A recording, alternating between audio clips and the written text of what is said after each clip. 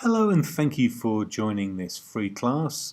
We're talking today about the subject of a special day that you went out but didn't spend much money. This question is a current IELTS Part 2 question, and it will also be part of the Part 3 questions that you'll get in your speaking test. So hopefully there's lots of language here that you can learn and a few tips, a few idioms and a few ideas to help you with your speaking test. A complete course that has all 55 or 56 of the topics and the class on each of the different questions, giving you topic language, topic related language, idioms and ideas to help you in each of those questions to make each one familiar to you. So let's go with this question. So describe a special day you went out but didn't spend much money. So as always, it says you should say. Now, you should say, it doesn't mean you must say. Yeah, just to clarify, it doesn't say you must say, it just says you should say. So you don't have to answer all of those questions on that card. You'll find that all students who do very well in a speaking test part 2 usually have a strategy, usually have a plan of how to prepare in that 1 minute that you get before you have to speak for 2 minutes. Speak about the past, maybe the present and the future in your answer, and that will help your score, no doubt. If you can also speak for the 2 minutes that you've been given. Very important to do that if you want to get a high score.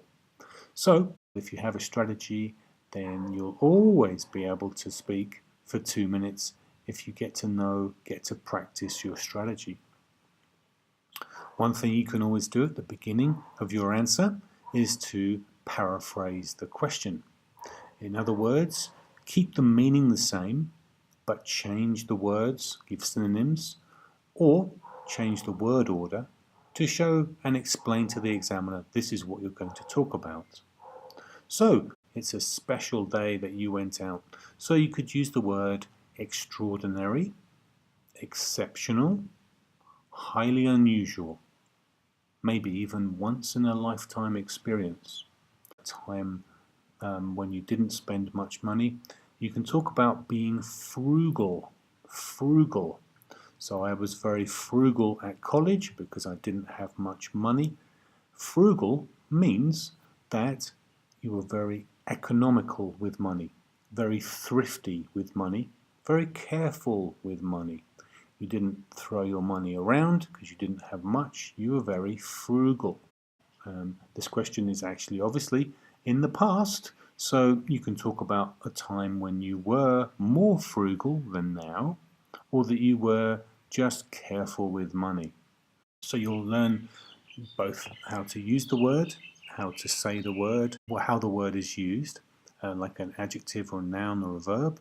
And of course, other synonyms are helpful, and perhaps antonyms, words that mean the opposite to that word. And that can be something you can use in your answer as a part of your strategy. I was very frugal. I'm not a spendthrift. So there's a word for you that's the opposite of person who's frugal. A person who's frugal is very careful with money. A spendthrift is somebody who's not careful with money. So those two words are antonyms or opposites. And that can be a good way to introduce or describe your words, describe your situation with flexibility.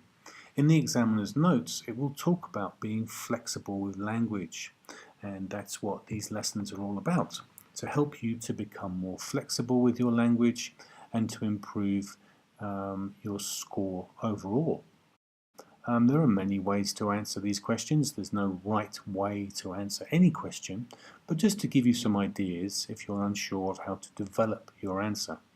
There are two ways. You can say either that it was a day that was cheap, or perhaps that it was free. Maybe even that you didn't expect it to be free or cheap, so it was unexpectedly free or unexpectedly cheap. For instance, you went to the movies and they were having a sale, a 50% off sale. Or you were lucky enough to wait in the supermarket and you got your food for free. If If you can't think of anything to say, then obviously you need to use your imagination. You need to think about something you've seen in a movie, something you've read in a book. If you look at the examiner's notes, to get 7, you're really looking at giving a lot of uncommon language. And again, that's what we're doing here, providing you with some uncommon language, more native language, language that fits the question. Or we had the time of our lives. Yeah, that's something where you're talking about when it was a really fantastic time, the time of your life, or time of our lives. And you can also say that it didn't cost the earth. So there's 2 idioms there where you're talking about a really wonderful time, really fantastic time, the time of your life, and that it didn't cost the earth. It was very cheap, or it was cheaper than expected. And the topic, it's not really asking you about a 24-hour period, so maybe talk about an afternoon or a morning. Be careful talking about the evening or the night. Okay, and remember, we're talking about going out, so it has to be outside. Maybe you could talk about scuba diving or something you really like. When you know a topic, when you're more familiar with a topic, your enthusiasm will build, and that will build your confidence. So using language that you already know and putting that into the question is one of the keys to IELTS speaking. And as always, if you can practice by recording yourself and then listening to yourself to see, are you speaking fluently? Are you grammatically correct? Are you crucially answering the question? And are you perhaps giving the past tense, the future tense and the present tense in your answer? And all these different opportunities to give different types of tenses in your answer will build your score as you provide a flexible answer.